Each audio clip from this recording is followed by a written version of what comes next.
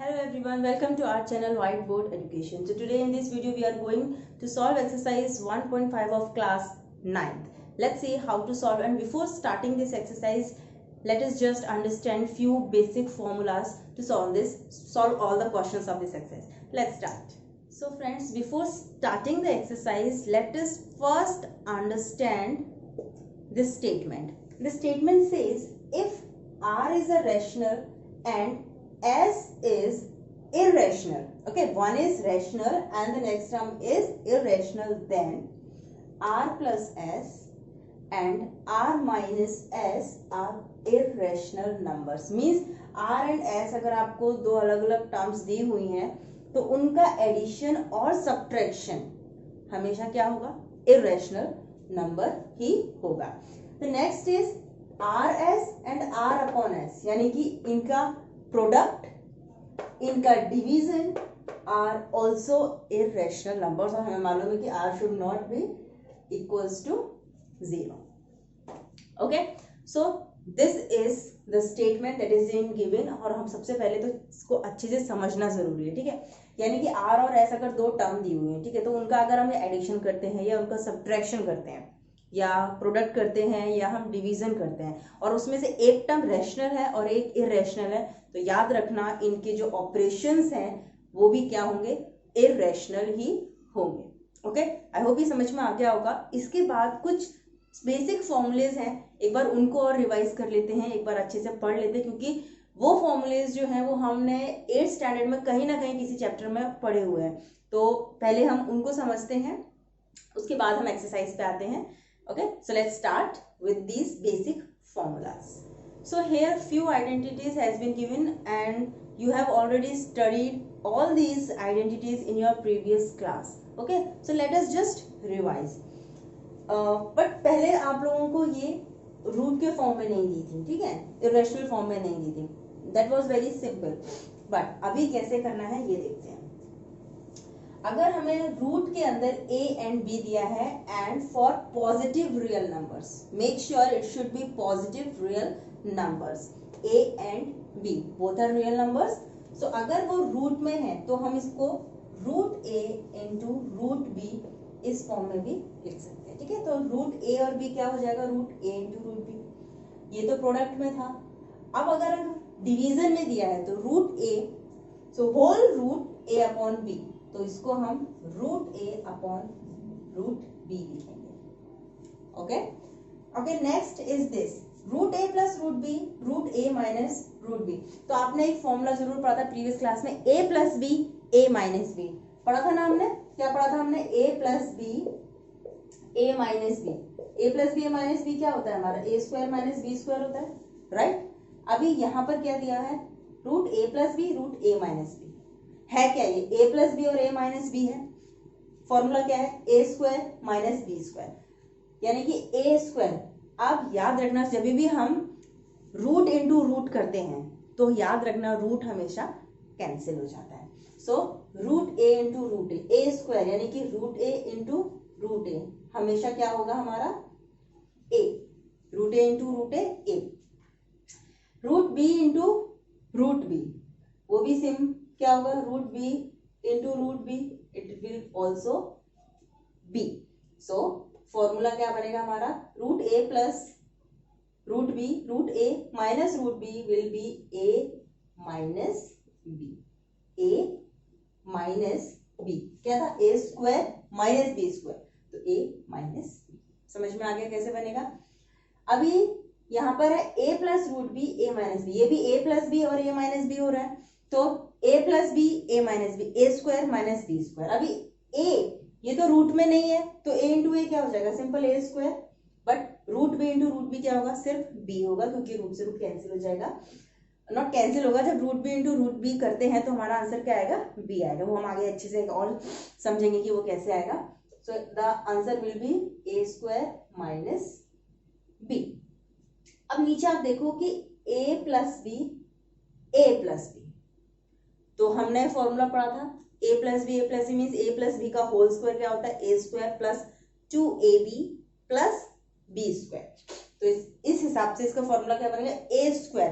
तो यहाँ पर ए स्क्वायर की जगह हम क्या लिखते हैं, ए ही लिखेंगे, because root a into root a क्या होता है, ए होता है, ए प्लस 2ab, 2a क्या है, रूट ए, b क्या है, root b, plus b square, root b into root b क्या होगा, बी ओनली। तो हम इसको इस तरह से भी लिख सकते हैं, a plus 2 root a b. अभी अभी हमने कहा ए इंटू बी क्या होता है, ए बी, वही हमने लिखा, plus b. And same this in the case of a minus b का होल स्क्वायर, ओके। बट यहाँ पर क्या आ जाएगा, माइनस 2ab आ जाएगा, that's it, and the formula will remain same. So these are the following identities that you have to use while solving this exercise. अब ज़्यादा टाइम वेस्ट नहीं करते हैं, directly come on the questions. Let's start with question number 1. So here is question number 1. The question number 1 asks us to classify the following numbers as rational or irrational. And I believe कि rational और irrational क्या होता है ये आपको बहुत अच्छे से समझता है. अगर आपको नहीं समझ में आया तो please go and check our previous video in which I have explained rational and irrational numbers with detailed explanation. Okay, so go and check that video. Now let's start with this point 1. So classify the following numbers as rational or irrational. अब हमें ये numbers दिए हुए हैं तो हमें इनको बताना है कि जो given numbers हैं वो rational है या irrational है. Simple है, 2 minus root 5.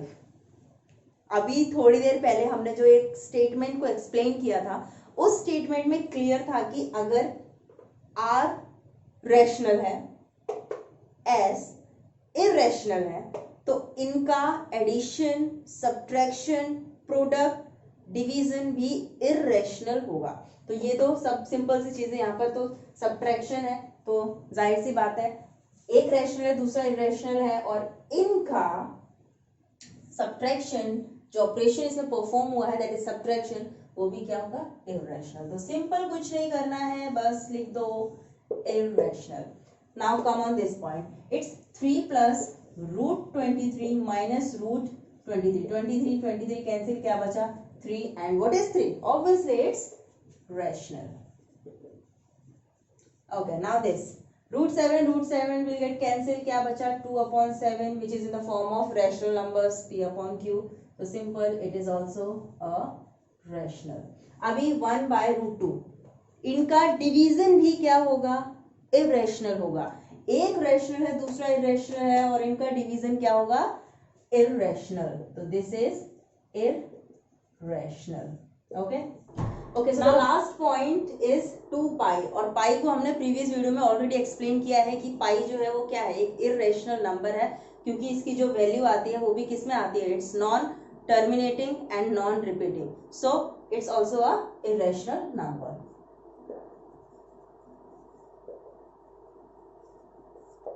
So I hope ये क्लियरली आप लोगों को समझ में आ गया होगा. Let's move on the question number 2. So here is our question number 2. Question number 2 says कि simplify each of the following expressions. तो अभी थोड़ी देर पहले मैंने आपको कुछ आइडेंटिटीज एक्सप्लेन की थी, उन्हीं के बेस पे हमें ये क्वेश्चन सॉल्व करना है.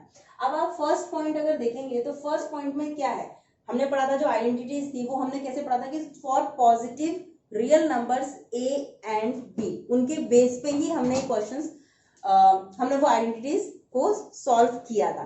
बट इस क्वेश्चन में अगर आप देखोगे तो इस क्वेश्चन में क्या है, 3 प्लस रूट 3, 2 प्लस रूट 2, ये सब अलग अलग है, राइट. ये है a प्लस बी तो ये है c प्लस डी.